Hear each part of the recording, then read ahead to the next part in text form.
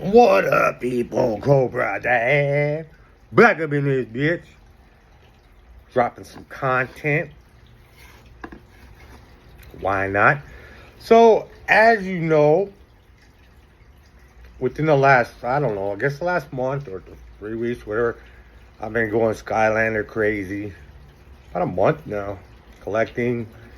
And, it's like the big hunt for me. It's a big thing for me. I'm really excited about it. I like him. I love him. I'm all in on Skylanders. And so as I'm trying to collect these original 32 from Spyro's Adventure, you know, there's 6 games total. And my main goal right now is trying to collect those 32s. But I'm also picking up a lot of other stuff on the way with these bundles that I'm getting. And last Sunday, I got a bundle for 20. Shout out to my man Tommy, hooked it up. And what was included in it was something I knew existed, but I wasn't interested in. And I didn't know shit about. I thought it was more of a money grab by Activision. And then last night, I kind of looked them up, and they're actually kind of cool. So, I'm talking about Skylanders Eon Elite series. So these came out during Trap Team 2014. Skylanders dropped in 2011 with Spyro's Adventure, and then Giants, and then Trap Team, Swap Force, then Trap Team, and then Imaginators. Yeah. So, as each game dropped, they had, they call them gimmick figures. About each line had gimmick figures, and it started with Giants. And these were very large compared to the regular core figures. We all know that there were legendaries and dark figures and color variants and things of that nature.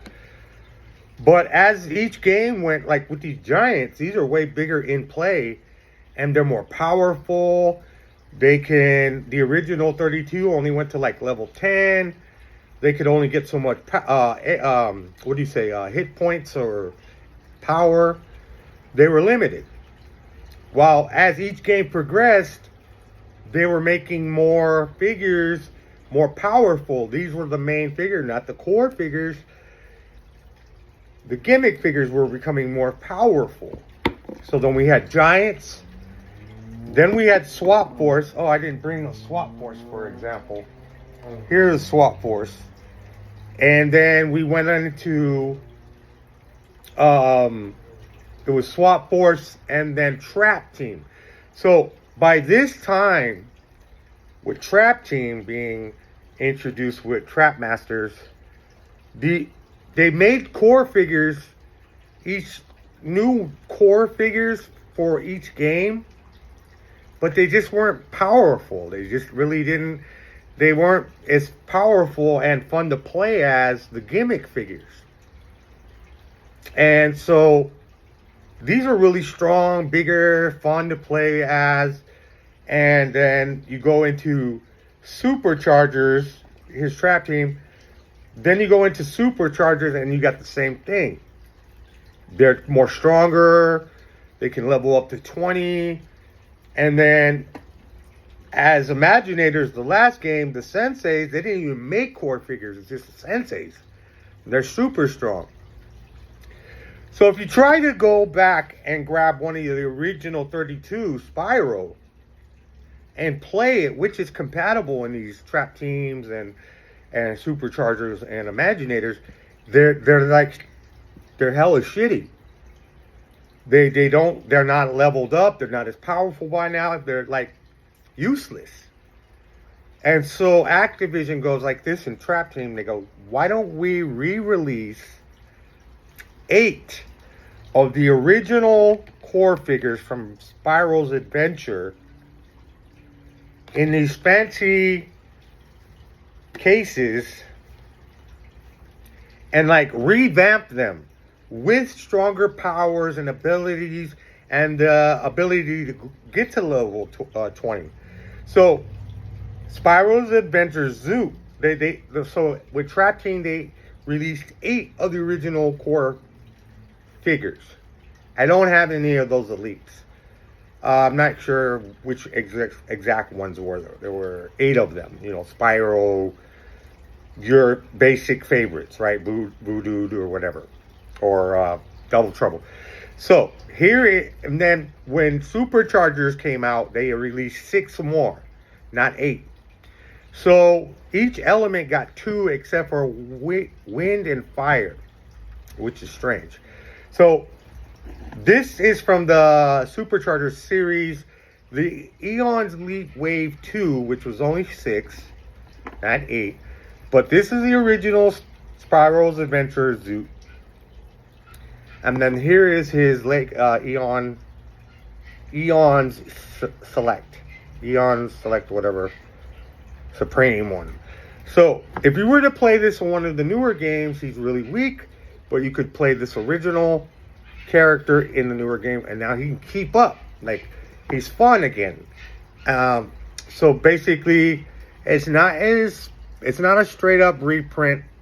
You got nice little gold. You know, the hands are in different positions. They added these pineapples. So, you know, they gave us a new look at one of the original core members, and then revamp it so you could play it modern, like in the newer games, and they'll be worth playing. So, I mean, in concept, that's cool. I think that's cool. But why? You don't need them.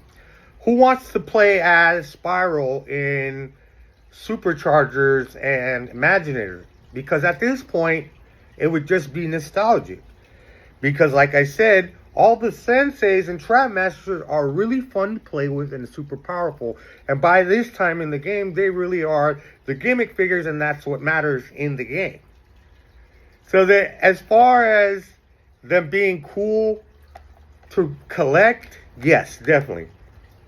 Would I go back and buy all 14 so I can play the original ones in the newer games? No, I'm not going to do that. Is it cool that I was able to get my hands on a couple of them? Yes, definitely. I'm not going to collect these for a reason. I just want the original 32. These are fine if I can come across them. Yeah, no problem. But there you have it on the Eon Elite or Eon Select or Eon Elite figures, why they made them. There was actually something behind it, not just a money grab. And that's my opinion on them. They're cool to have, but do you need them to play in the newer games? I don't think so. Alright, there's my content on Skylanders. Check out the Weekly Habit live tomorrow with my co-host, Tony Toybox, open today as we discuss Wolverine. Oh, power off on that one. Wolverine number 6, Legacy number Wolverine number 6. That was my Bluetooth speaker. And Sabretooth, The Dead Don't Talk number 3. And check out our segment with Billy from Economics and Comics, King of the Sicko. Shout out to my man Billy for coming on and hanging out and shit like that. So yeah, don't miss tomorrow, Wednesday on YouTube. Weekly Habit Unlimited. One love, everybody. Thanks for joining the content. Bye.